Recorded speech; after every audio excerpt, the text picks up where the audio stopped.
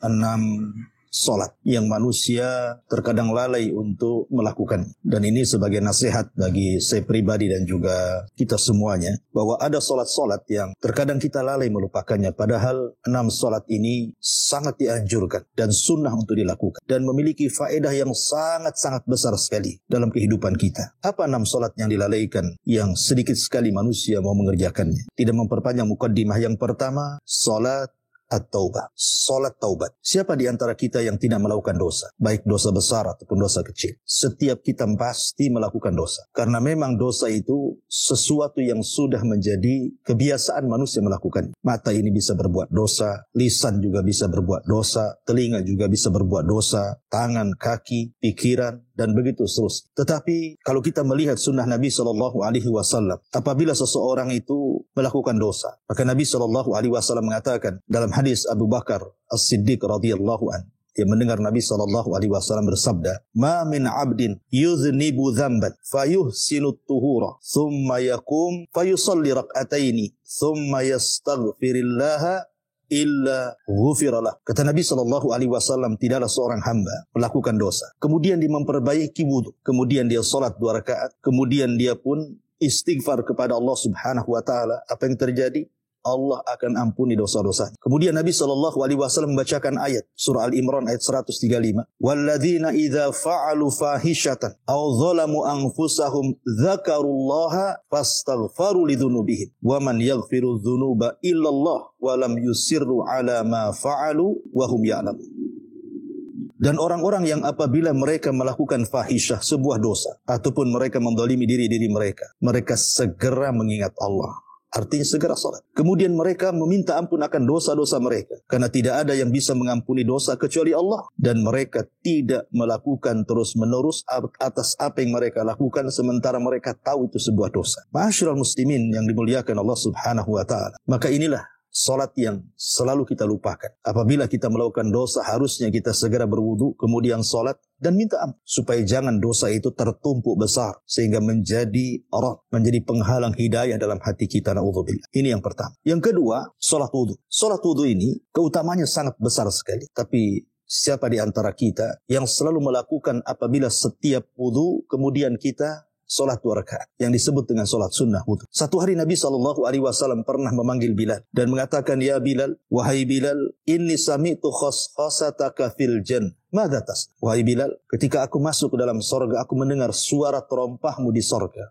Apa yang kau lakukan? Maka Bilal mengatakan, "Ma'alimtu amalan arja indi anni lam atatahhar tuhuran illa fi sa'ati lailin aw naharin illa sallaitu bidzalika at-tahur ma kutiba li an usalliya." Kata Bilal ibn Abi Rabah, dia mengatakan, tidaklah aku mengetahui satu amalan yang itu sangat penting menurutku setelah aku melakukan berwudu baik di malam hari atau di siang hari, kecuali aku akan melaksanakan salat at-tuhur ataupun salat berwudu, salat selepas wudu. Itulah yang dilakukan Bilal ibn Rabah, melakukan salat setelah wudu. Dan Nabi SAW menjanjikan bahwa orang yang senantiasa melakukan salat sunnah setelah wudu, maka dosa-dosanya akan diampuni oleh Allah Subhanahu wa taala. Dalam riwayat, wajabat lahul jannah, maka dijamin masuk surga. Kata Nabi SAW, "Man tawadda'a nahwa wudu'i hada." Siapa yang berwudu seperti wuduku ini, kata Rasul. "Tsumma qama faraka'a rak'ataini." Kemudian dia berdiri melaksanakan 2 rakaat salat, la yuhadditsu fiha nafsahu. Dan dia tidak berbicara antara wudu dengan salat, artinya dia lakukan penuh dengan kehusyuan, ghufira lahu ma taqaddama min dzambi, maka akan diampuni dosa-dosanya. Dalam riwayat, wajabat lahul jannah, maka dijamin masuk surga. Subhanallah, lihat keistimewaan salat selepas wudu. Dosa kita diampuni dan ada jaminan dari Allah Subhanahu wa taala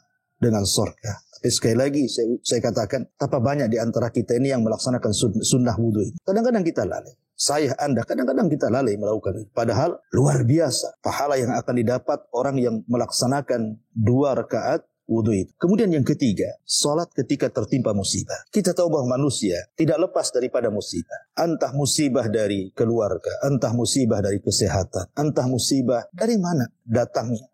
Ekonomi. Kadang-kadang kita diuji oleh Allah Subhanahu wa taala Mungkin sebagai pedagang tidak laku dagangan. Mungkin seorang pengusaha kolab perusahaan. Mungkin dia seorang karyawan di PHK pula dari pekerjaan. Atau mungkin pribadi kita diuji dengan berbagai macam penyakit. Ataupun ditimpa musibah, mungkin harta kita habis. Entah kena musibah. Entah apalah musibah yang terkadang mau tidak mau, suka ataupun tidak suka. Terkadang Allah subhanahu wa ta'ala menurunkan musibah kepada kita. Tetapi Allah subhanahu wa ta'ala tidak membiarkan musibah itu berlarut-larut pada diri kita. Allah memberikan solusi. Dan itu dicontohkan Nabi SAW apabila terjadi kesulitan yang dia tidak bisa keluar dari situ. Maka dijelaskan dalam hadis yang dikeluarkan Abi Dawud, Imam Ahmad dari hadis Hudzaifah bin Yaman. Kata Nabi SAW, kata beliau, kana Nabi SAW idza hazabahul amru fazi'a ila shalah. Jadi Nabi SAW itu apabila ada masalah besar, ada masalah berat, maka beliau segera melaksanakan sholat. Dan ini hukumnya sunnah. Kenapa demikian? Kita tahu bahwa musibah ini datang dari Allah subhanahu wa ta'ala. Dan Allah juga yang akan mengangkat musibah ini. Dan tidak ada tempat kita berdialog dengan Allah, mengeluhkan masalah kita, mengeluhkan musibah kita, mengeluhkan persoalan-persoalan kita,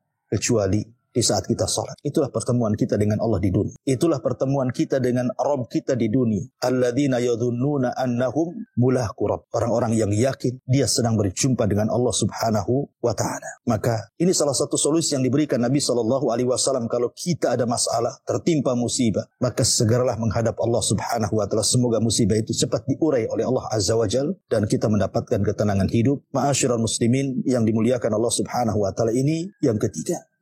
Kemudian yang keempat, yang sering dilupakan oleh manusia adalah salat sunnah sebelum maghrib. Salat sunnah sebelum maghrib itu disunnahkan. Karena dalam hadis secara umum Nabi SAW mengatakan baina adzanaini as-salat. Bahwa di antara dua azan itu sebenarnya ada salat. Maksudnya dua azan di sini artinya antara azan dan qom. Terkadang manusia mereka lebih mengutamakan salat sunnah rawatib. Kita lihat kalau salat sunnah rawatib, alhamdulillah manusia banyak melakukan.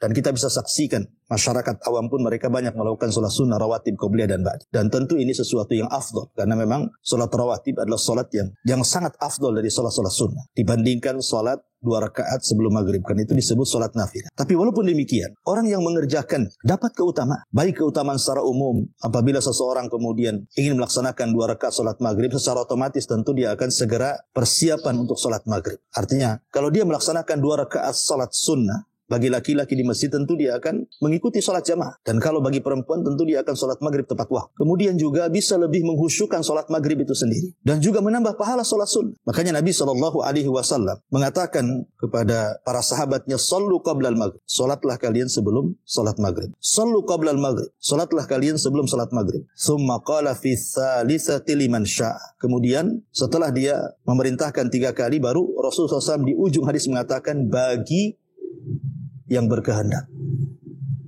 Bagi yang berkehendak sholat, silahkan sholat. Tetapi dari sini bagaimana perintah Nabi SAW sampai 3 kali terulang menunjukkan bahwa sholat ini juga memiliki keistimewaan yang luar biasa. Makanya sahabat Nabi SAW apabila mendengar adzan maghrib mereka bersegera sholat 2 rakaat sebelum qomat. Dan Nabi SAW menyaksikan mereka dan tidak melarang mereka. Bahkan Nabi memerintahkan di hadis yang sudah saya sebutkan tadi. Ini yang keempat. Kemudian yang kelima yang dilupakan manusia juga adalah sholat ketika berangkat safar dan ketika pulang safar. Ini hampir manusia jarang melakukannya. Pada sunnah Nabi SAW sebagaimana dijelaskan dalam hadis Bukhari dari Ka'ab, anna Nabi SAW kana idza qadima min safarin dhaha dakhala al-masjid.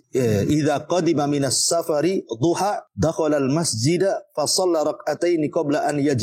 Kata Ka'ab, Nabi SAW apabila datang dari safar di waktu duha umpama, maka beliau masuk ke dalam masjid kemudian sholat 2 rakaat sebelum duduk. Artinya ini sunnah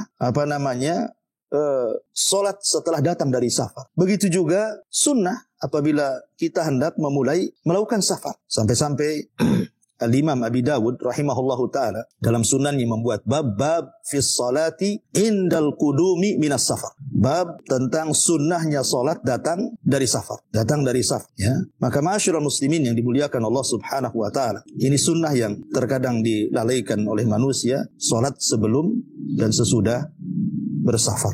Ma'asyiral muslimin yang dimuliakan Allah azza wa jalla. Kemudian yang terakhir tentu salat istikharah. salat istikharah. Itu sunnah hukum, di mana terkadang kita ini dipilihkan dengan sebuah permasalahan, 2 atau 3 masalah. Kadang-kadang kita bingung harus memilih. Apakah saya harus memilih masalah A atau masalah B, masalah B atau masalah C. Terkadang kita dihadapkan kepada sebuah pilihan. Maka tentu kita akan memilih yang terbaik dari pilihan-pilihan tersebut, dan tidaklah kita memilih pilihan yang terbaik kecuali karena bimbingan Allah Subhanahu wa taala. Karena Allah yang tahu maslahat kita, maslahat ke depan, urusan kita, kehidupan kita. Maka mintalah kepada Allah yang sudah mentakdirkan segalanya untuk kehidupan kita, supaya Allah memilihkan kepada kita pilihan yang terbaik. Inilah di antara 6 salat. Terkadang manusia lupa untuk melalaikannya. Padahal kita tahu bahwa 6 salat ini kalau kita kerjakan, luar biasa keutamaan, kemuliaan, dan pahalanya di sisi Allah Subhanahu wa ta'ala. Mudah-mudahan faedah pagi bermanfaat untuk saya dan jamaah sekalian. Subhanakallahumma bihamdika, asyhadu an la ilaha illa anta astaghfiruka wa atubu ilaik. Allahu ta'ala alam. Assalamualaikum warahmatullahi wabarakatuh.